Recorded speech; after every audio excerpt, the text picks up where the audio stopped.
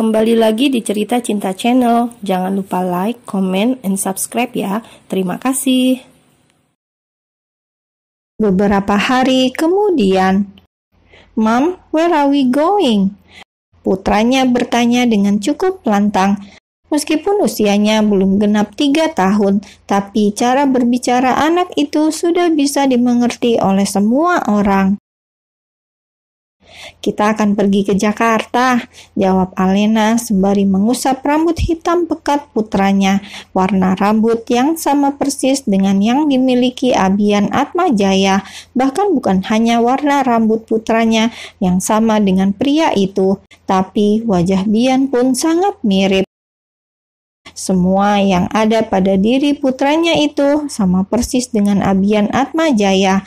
Bahkan karena hal itu juga yang membuat Alena sempat protes pada Tuhan. Kenapa anak yang ia kandung selama 9 bulan lebih itu justru mewarisi semua yang ada pada diri Abian. Seakan-akan putranya itu ingin membuktikan pada seluruh dunia dia adalah anak dari Abian Atmajaya. Mengingat hal itu, tentu saja membuat Alena tertawa miris, karena jangankan diakui sebagai anak kandung dari Abian Atmajaya, bahkan dia sangsi apakah pria itu mengetahui tentang keberadaan putranya, mengingat ia melarikan diri tanpa mengatakan tentang kehamilannya. Tapi melihat bagaimana hubungan yang terjalin antara Alana dan Abian yang akan segera menikah, besar kemungkinan saudara kembarnya itu sudah menceritakan tentang kehamilannya. "Kalian sudah siap?" Alex masuk ke dalam kamar Bian untuk mengambil koper milik bocah itu, karena sebentar lagi mereka akan pergi ke bandara untuk melakukan perjalanan ke Indonesia. "Uncle," Bian turun dari pangkuan maminya, berlari menuju Uncle Alex. Dengan sigap, Alex memeluk bocah kecil itu, lalu membawanya ke dalam pelukan. "Mam bilang kita akan pergi ke Bian menatap maminya karena lupa akan pergi kemana. "Jakarta," sahut Alena dengan tersenyum. "Yes, little boy, apa kau senang?" Alex mencium pipi gembul Bian dengan gemas. Bian menganggukkan kepalanya dengan tertawa kecil, meskipun tidak tahu Jakarta itu seperti apa dan di mana. Yang anak kecil itu ketahui hanyalah mereka akan pergi berlibur. "Bagaimana Alex? Apa semuanya sudah dimasukkan?" tanya Alena sambil memastikan tidak ada barang yang ketinggalan. Meskipun mereka di Jakarta hanya beberapa minggu, tapi tetap saja Alena harus memastikan semua barang yang sering digunakan Bian terbawa, terutama mainan milik putranya, karena Bian bisa menangis seharian jika mainan kesayangannya tidak ada. "Sudah semua, tinggal koper milik Bian." "Baiklah, kita berangkat sekarang." Alena menarik koper milik putranya karena tidak mungkin menyuruh Alex yang tengah menggendong Bian. "Kau yakin tidak mau tinggal di mansion utama selama kita di Jakarta?" tanya Alex setelah mereka masuk ke dalam mobil. Alena menganggukkan kepalanya. Dia tidak mau tinggal di mansion utama karena seluruh keluarga besar mereka yang akan datang ke acara pernikahan Alana pasti berkumpul di sana. Terlebih lagi, pasti ada Alana juga yang tinggal di mansion utama, mengingat Mom Daisy dan Dad Anthony yang tidak merestui pernikahan mereka.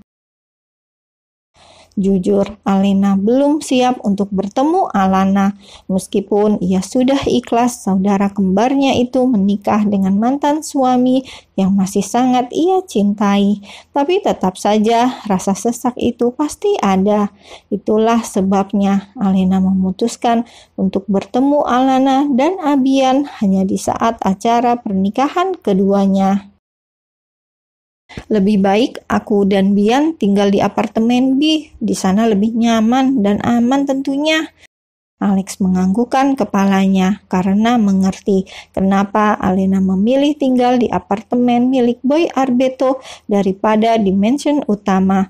Wanita itu pasti menghindar dari seluruh keluarga besar, terutama Alana Ricardo. Tapi yang pasti, cepat atau lambat, mau tidak mau, Alena akan bertemu dengan Alana dan Abian. Entah bagaimana pertemuan mereka nanti, tapi Alex akan selalu berada di samping Alena untuk menjaga wanita itu.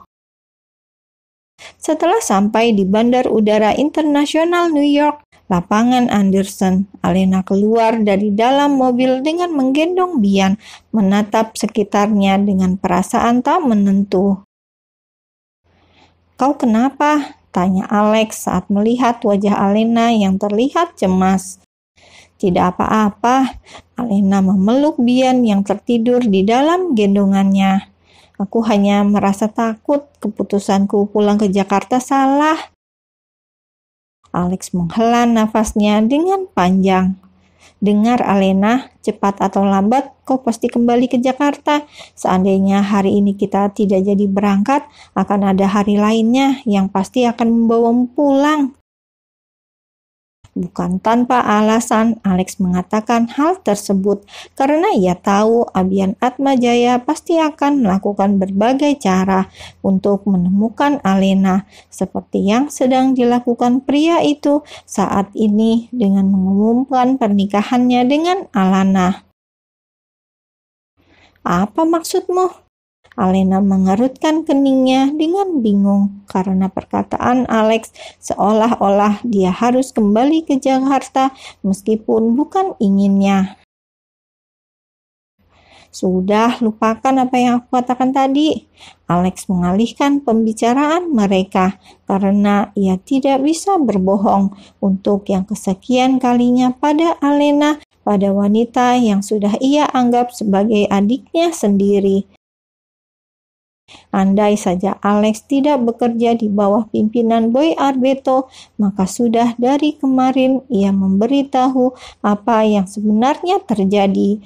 Tapi saat ini Alex tidak punya pilihan selain mengikuti skenario yang ada, karena tuannya sendiri pun tidak lagi bisa menutup akses bagi Abian Atmajaya untuk menemukan Alena Ricardo. "Tapi Alex," Alena yang ingin bertanya pada pengawal pribadinya itu tidak jadi bersuara saat mendengar ponsel milik Alexander yang berbunyi. "Kau masuklah lebih dulu, nanti aku akan menyusul." Alena pun mau tidak mau masuk lebih dulu bersama Bian, meninggalkan Alex yang tengah berbicara dengan seseorang melalui sambungan telepon. "Bagaimana?" tanya Boy saat sambungan ponselnya diangkat oleh orang kepercayaannya. "Kami sudah berada di bandara." Boy terdiam setelah mendengar jawaban dari Alex. "Tuan," Alex ragu ingin mengatakan sesuatu, tapi dia harus memastikan lagi apakah tuannya benar-benar yakin tidak akan menghalangi Abian bertemu Alena. "Apa Anda yakin melakukan semua ini?" Boy yang tengah berada di ruang kerjanya menatap pada bangunan tinggi yang berada di seberang gedung kantor miliknya. "Aku harus menepati janji karena bajingan itu sudah membuktikan ketulusan dan kemampuannya selama 3 tahun ini. Lagi pula, apa kau lupa? Alena pasti datang ke Jakarta dengan cara yang tidak kita duga sama sekali." Jelasnya panjang lebar. Alex mengerti dengan apa yang dimaksud Tuan Boy Arbeto, yaitu tentang kejadian beberapa hari yang lalu yang berkaitan dengan perusahaan Gold yang tanpa diduga atasannya, termasuk dirinya. Itu sebabnya tadi Alex mengatakan pada Alena, cepat atau lambat dan mau tidak mau, wanita itu pasti akan kembali ke Jakarta, karena takdir pun sepertinya memberikan jalan bagi Alena untuk kembali. "Kau jaga mereka. Setelah sampai di Jakarta, segera hubungi aku." "Baik, Tuan." Alex menutup sambungan ponselnya setelah terdengar nada yang terputus. Ia segera masuk menyusul Alena dan Bian. Sementara itu, Boy yang sudah duduk di kursi kerjanya tengah mengingat kembali kejadian 3 tahun yang lalu, di mana Abian Atmajaya yang nekat datang ke mansion utama maupun ke kantornya.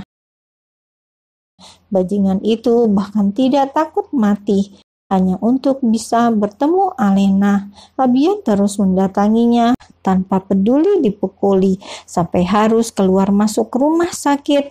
Dan bukan hanya itu saja yang dilakukan bajingan itu.